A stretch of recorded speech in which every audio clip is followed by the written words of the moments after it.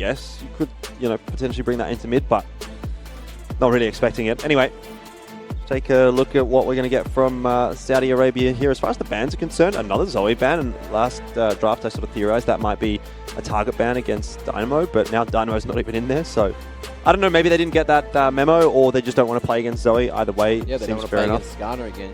Skarner's gone too. Insta-banning that one. Voodoo. Look, at this point, I'm just going to say he must be a one-trick if this Skarner ban comes through every single time he's playing the game. Team Bahrain going to go for some OP bans. Yumi, Sante straight out of there. I'm not too sure how much influence that's going to have, but we shall see shortly. Vi as well, in the meanwhile, going to be taken out. So no Vi for Voodoo. They're just going to try to force him back to that Maokai, which didn't have a lot of impact in the previous match. And Lucian going to be taken out from Team Bahrain. Insta-pick back onto that Milio for, and then Shal down in the bot lane.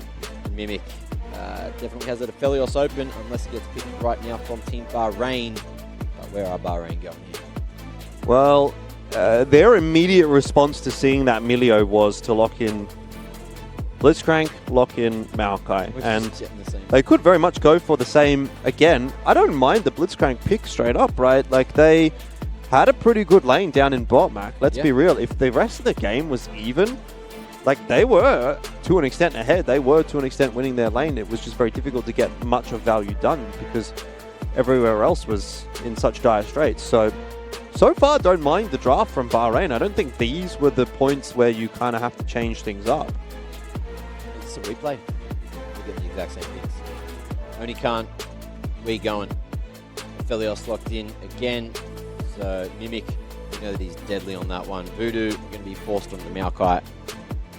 And will we get the Silas pick?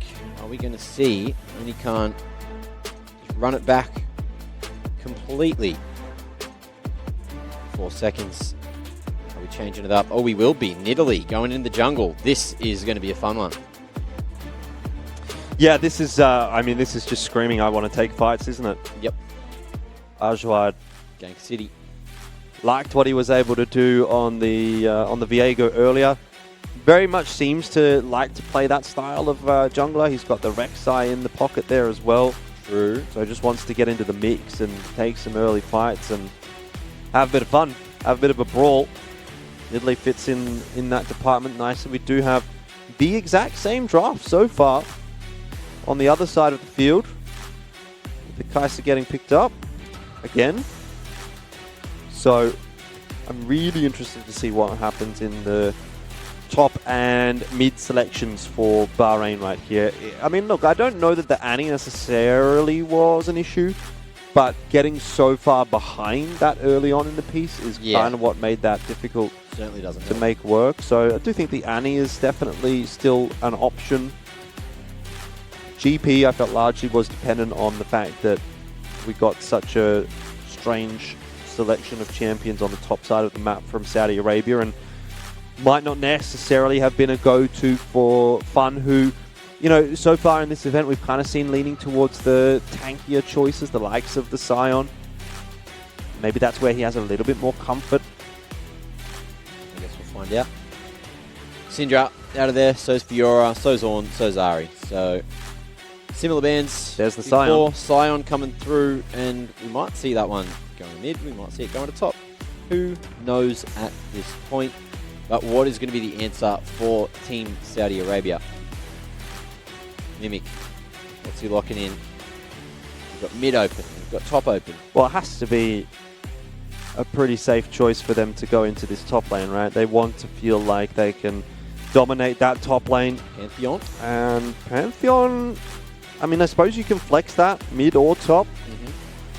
Not a bad choice. We've got the AP jungle with Nid coming through, and that should be a lot of AP damage, depending on how Ajwad plays with it. And we're going to go Gwent, so it will be AP in the jungle, Gwen probably up top, and Panth in that mid lane. Yeah, and this throws a bit of a curveball at Bahrain, because if we're talking about dominating lane, we're talking about winning and playing aggressive, then Pantheon very much embodies that kind of mentality. Yeah.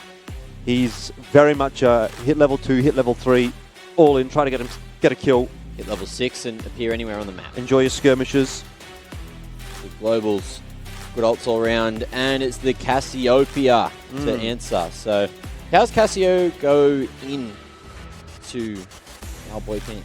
Shouldn't be too bad if you hit level 6 and you're relatively even, because Pantheon wants to be running at you. You've obviously got that ultimate, which can be a little problematic for the Pantheon. Yeah. If the Pantheon's not super accelerated, he will certainly fall behind at a certain point, but the early lane phase is going to be quite difficult for Cass to get through, particularly with an Italy in the jungle. She's going to be really quite eager to move into that mid lane and try to force a few fights there. Ordinarily, Mac, I would say I'm a little bit more of a fan of the Cass as just a pick, but yeah, to have a bit of a soft spot for Pantheon, and to be quite honest with you, the way Saudi Arabia looks dominant in this matchup, I think they can easily make that work. So I'd be feeling confident going into this game if I was on Saudi Arabia's side of the field right now. Yeah, well, confidence is key, and Team Saudi Arabia is full of it. I just want you to take a look at the 3 champions they've got on the top side of the map here again, Saudi Arabia, versus the 3 that we've got from Bahrain, all right? You've got a scaling top laner who doesn't do any damage early on in the game. Yeah. Scaling jungler who doesn't do any damage early in the game. Yeah. And a scaling mid laner who doesn't do any damage in the early game. Okay, yep. Up against a Gwen, a Nidalee, and a Pantheon who, well, I mean, maybe with the exception of Gwen early on, but like Pantheon and Nidalee especially, they're the kind of champions that if Pantheon hits a W on you, the Nidalee spear connects, you're dead. There's just no question about that, particularly if you're the Cass. But even in the case of the Maokai or the Scion, if you're kind of caught out of position, there's not really a winning fight on that top side of the map. Unless you have a numbers advantage, you just simply won't have the damage to go toe-to-toe in an even numbers scenario with these very strong early game champions. I guess, look, the thing that could work out for Team Bahrain is that they have a lot more health to play with, right? Moving into the late game. But as you mentioned, it's all about if they can get through that late game. Team Saudi Arabia, all about smashing out the damage. And let's see what's going to happen here. It is going to be the head-to-head. Team Bahrain moving in towards that red buff. Are they going to be spotted? Yes, they will. Are they going to go for the hook? I was going to say, if they keep walking. Yonder. He's just not sent that hook in. He hasn't tried to make a read. Man. Oh, what could have been, huh? And they're not even aware that that ward has gone down either. No. The ward used to actually show, when you placed the ward, it showed a little... I don't know. What are you doing? What are you doing, King? He's all right.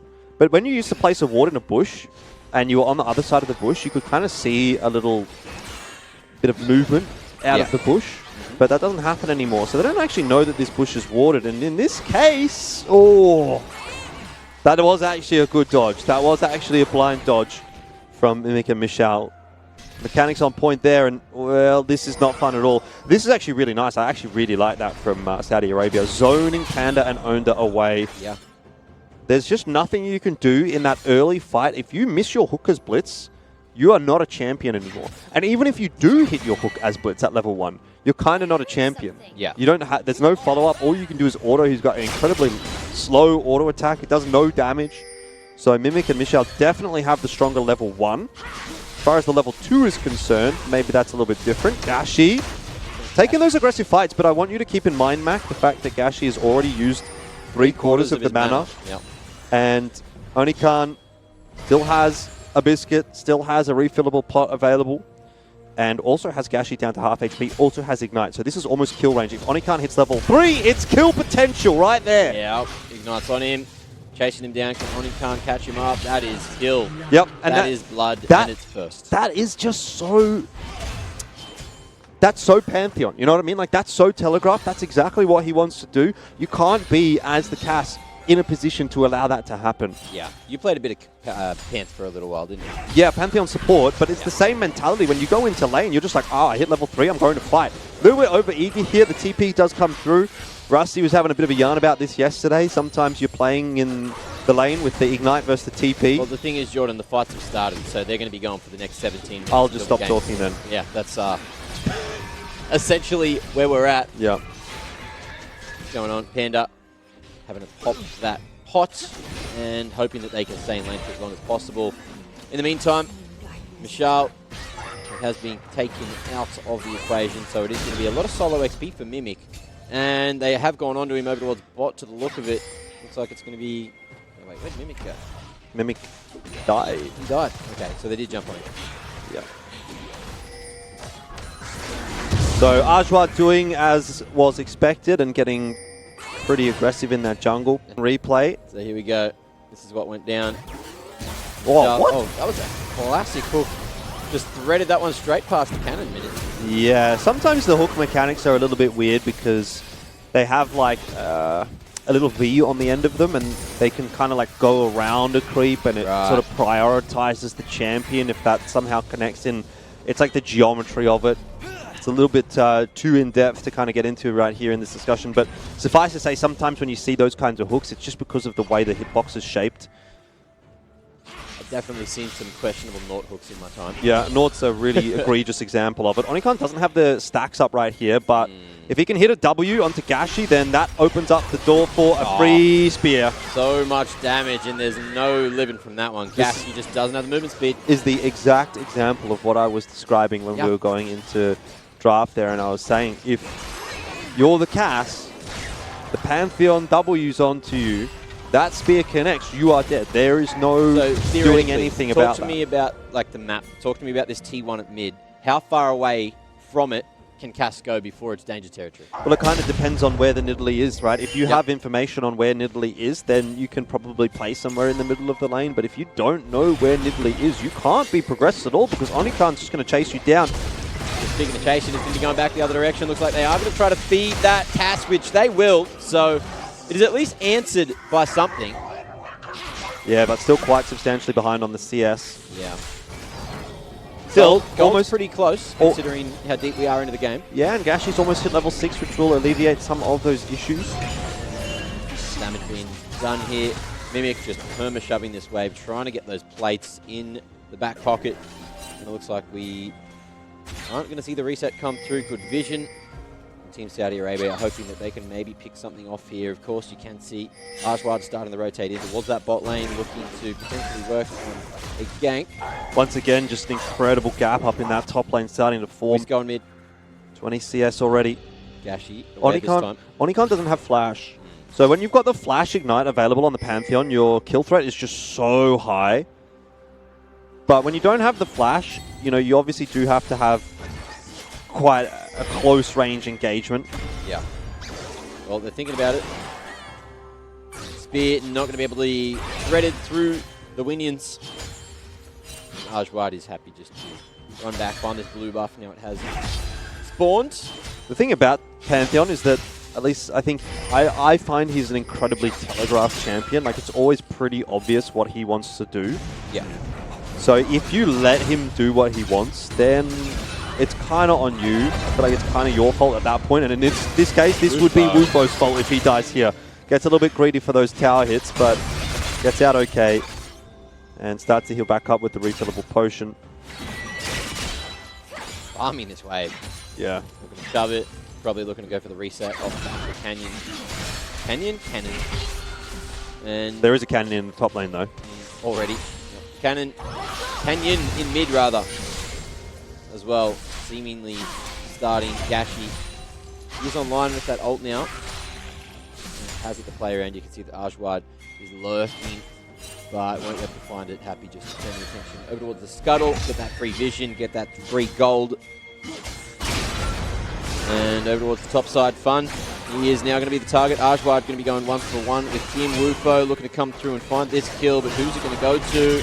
It's the channeled CC, but it's Wufo to find it, and Ajwad happy just to run away, hop away, and Fun just going to zombie ward to the grave.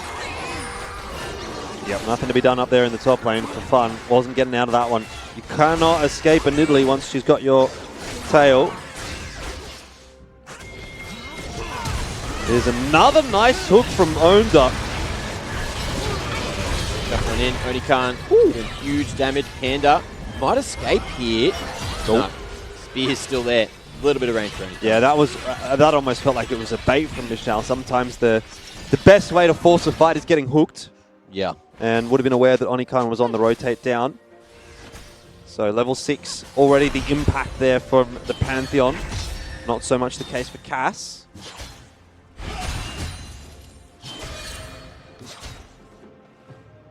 But Gashi able to scale slowly, surely into this game. Here's the replay. Hook connects, but Panther's already on the way by the time that hook does go down. And even though Panda is able to ult across the Michelle, I mean, that, look, it probably saves Onda's life because Onikan has to turn his attention back over to the Kaiser instead. So instead of it being 2 deaths, it's only the 1. Yeah.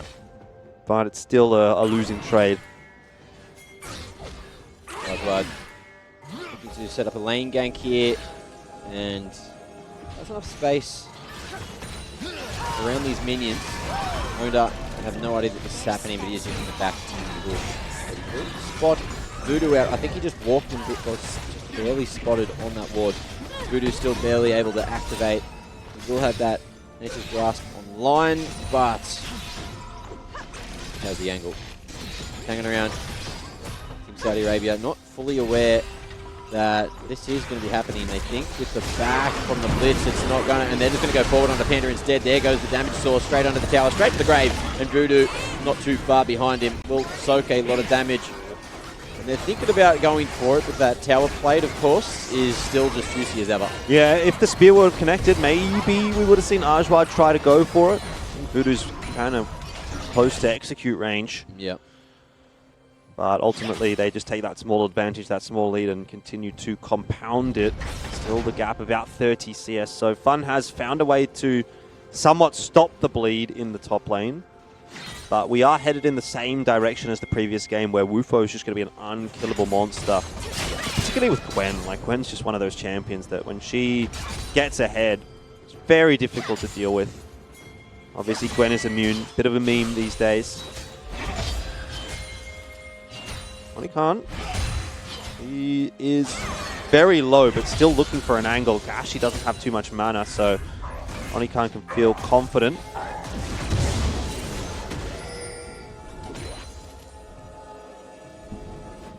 Voodoo. Where's he going? What's the plan? Looks like they are going to try to hover around the mid area. But Team Saudi Arabia looking to walk away instead. Of course, objectives aren't real. Herald's there. Drake's there for the taking. Oh no, we'll be taking one. What do you know? Voodoo. Saying, you know what? Team Saudi Arabia just does not like these objectives, so why don't we take them? They might help us. A little bit of movement speed there. Could go a long way to try to help Team Bahrain have some extra survivability. But there's certainly a possibility there. And towards Team Saudi Arabia, once more, Wufo is just making this canyon extra green. Yeah, honestly, might not be a bad shout for Bahrain if they identify that Saudi Arabia is not interested in the Dragons. They can try to find a win angle through that. Macro. Gashi's looking for the kill, but might have overcommitted. Ult doesn't connect, and now you're in no man's land. Ajwad going to have the freest kill of his life. That was a flash forward from Gashi. And when you're that extended in the lane, Italy is not going to let you get away. Yeah. Onda looking for a hook angle. Where did that hook go? Yeah, I thought it certainly should have hit, but maybe max range went down towards the lower side. Little odd. Either way, didn't connect. As you mentioned, hooks can be janky, damn things. And with that Herald, going to be taken by Team Saudi Arabia. They put a lot more prio on the Heralds than they do the Drakes. Second Drake will be up at about that 15-minute mark. 16-minute mark. And this gold lead starting to grow for Team Saudi Arabia right now. Have a look at the replay. This went down at bot. Big dive coming through from Team Bahrain, but Mimic able to turn that one around, and Voodoo, that'll be his first death for the game.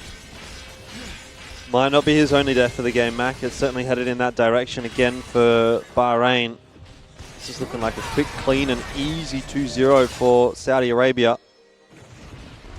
Rotate coming into the bot side of the map from Gashi, but they'll be giving up a lot in mid, and you've got to remember as well, Onikan with that ever-present global ulti threat can just make his way down to bot. This is not the 3-on-2 that they think it is. Yeah, there's that TP, and of course, all of a sudden, We are going to see old mate Onikan turn up with that old Voodoo trying to run away, but he's going to fall in a moment.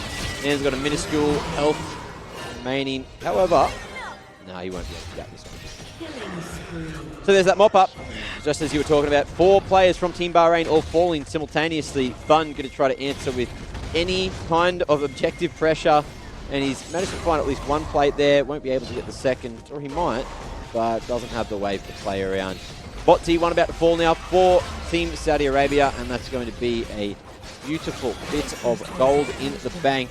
What was it, 4K gold lead, instantly has been dragged out to a 7K gold lead. I mean, it's actually closer to an 8K gold lead at this point, so just keeps to on going. Continue to compound the issues. Nice little fade away there from Mimic, and I believe Mimic and Michelle knew that they were very safe in this scenario. You could see them posturing, getting ready to take that fight. They knew the TP and the Pantheon ult were coming into play. Great so far. And you can see as well that everything went well for Team Saudi Arabia. They knew exactly what was going down, and they reacted appropriately. Voodoo going to try to catch anyone out there with the Nation's Wrath, but he's going to get 3 members from Team Saudi Arabia. But either way, they still have the numbers, and Team Bahrain are now on the back foot.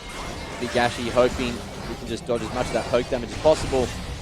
Yeah. And this just looks too easy right now for Team Saudi Arabia. Unfortunate thing about this game, in comparison to the last, is that there isn't even an angle for Bahrain at all. No. Last game we could say, you know what, the Kaiser's got 5 kills, maybe there's something there if you play toward the bot side of the map.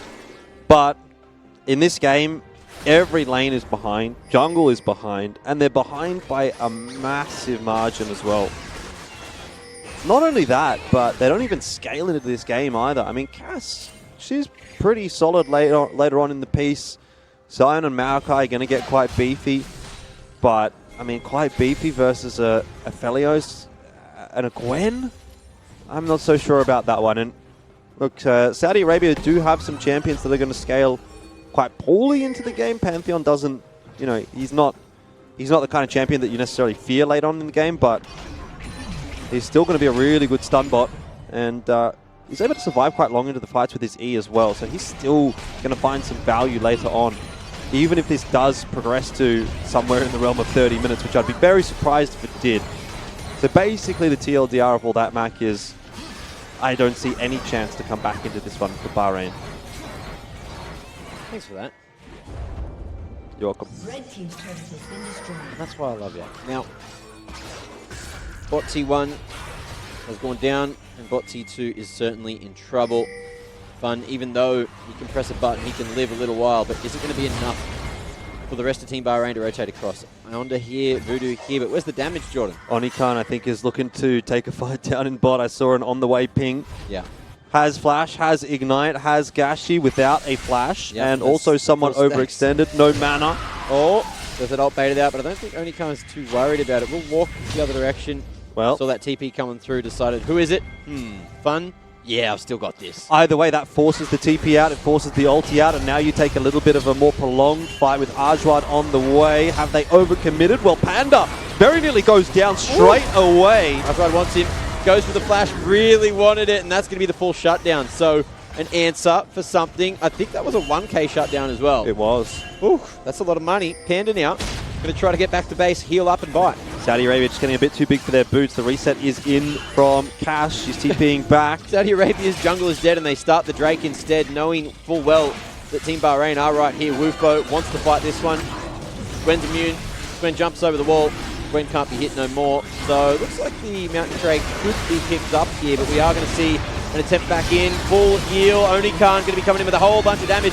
Hounda hoping that he can survive, and all that Voodoo wants right now is the Drake over towards that side. Gashi did a decent amount of damage before, but he's just hopping everything right now. And yes, the Drake was taken by Team Bahrain, but at what cost? Somehow Voodoo survives. No, he didn't. But he just died. yeah, Ajwad found him in the end. I've spoken too soon.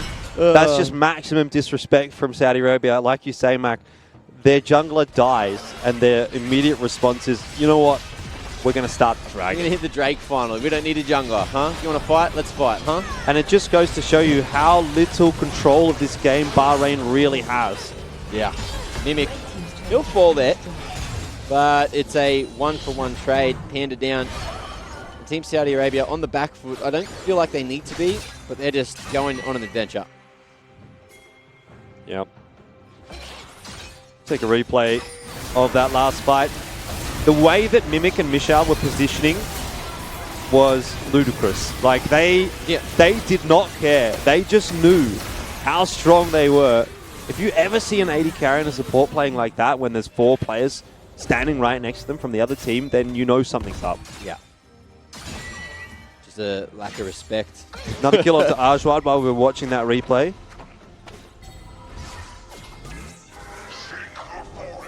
So, what's the option? A Rift Herald, which has about 45 seconds left. Yeah. It's going to be a small win, Mac, if they can get it. If they can get it. Looks like Team Saudi Arabia are going to turn up just in time. They spot him. They're happy. Mimic got this turret down as well. Now Team Bahrain deciding maybe we don't want this Herald. Maybe we want the fight. Going hard on the Wufo, but Wufo's living. There's too much healing there, and it's just going to be a full bloody wipe. Fun. Nowhere to be seen. The one that needs to soak that damage. Yeah. Just splitting up a Storm, doing what he can, but it's just never going to be enough right now. I'm expecting a 20k gold lead before Team Saudi Arabia decide to finish. I'm not sure what the idea was there actually for Bahrain, that they send Fun back to base. Like, there wasn't any pressing need to go back and hold a side lane or something like that, for example. Could hook onto the Nidalee, one of those champions that sometimes you don't even want to try to hook because you just know you're going to miss. Well, that must be why they went for the Herald, right? They just said, oh, yeah, it's yeah, but if you're going to do that, why do you just ultimately go from, okay, now we have a 5-on-4 to deciding to make it a 4-on-4? Oh, Wufo wants it. That's a little ambitious. And is that under-defined it? The 1k shutdown. Going over to the support. At this point, Mac, it really is negligible. It really does not matter. You could give them a 5k shutdown. I'm not sure that would bridge the gap. They'd need a 10k shutdown, and then we might be talking. But even then, yeah. Like, the gold advantage is one thing, but level advantage as well is another thing that you can't necessarily quantify when you just look at the gold differential. Everyone on Saudi Arabia is a level above. Well, I like that Team Bahrain aren't giving up. And trying to find a hook angle, trying to do as much as you can here. Only can't jump straight on them. That might be a kill. There it is. Okay, 4v5 now. And Team Bahrain, they've taken a whole bunch of damage, but they need to figure out who they want to hit. Mimic standing straight in their grills, and he's not going to get hit. He's not going to take too much damage until he does. Nice focus fire from Team Bahrain to turn it around. It's not over yet, Mac. Ajwad with those spears is going to harass them all the way back to base. Onda will die to a spear. Fun getting a little bit more healing, starting to feel a bit safer. Ajwad now has been cornered, but might still get a kill before he does go down right here. No one was there with Voodoo. They all split up different directions, and now Team Saudi Arabia are going to bring more members to the party, and they're going to blow out all those candles. Yeah, it's over. It's over. Just end this game. Please. Let the pain end for Bahrain. I mean, Respawn's going to be in for Panda. And Voodoo and Onda might also be able to help out defend this base, but I think we all know where this one is going. Yeah, certainly an end angle right now, but it looks like they want some more fun before these towers tip. 4 seconds on Onda, 2 on Voodoo. So they're going to have a chance to defend, but where's the damage, Jordan? Once again, where's that damage? It ain't there. It ain't there, boy. Oh, ult coming in. Only can't. Wants a piece of the pie. Big old slice, hefty one. Apple or meat, who knows? But that Nexus now exposed, and he's going to be gapping, falling. More stats padded. Team Saudi Arabia, ego's getting flexed, and that Nexus is falling very shortly. Indeed it is. Just after they find themselves another kill in the fountain, it feels like at this point that's what they need, the blood sacrifice to finish the game. More interested in that kill on the Panda. There goes another one. Eventually, the Nexus will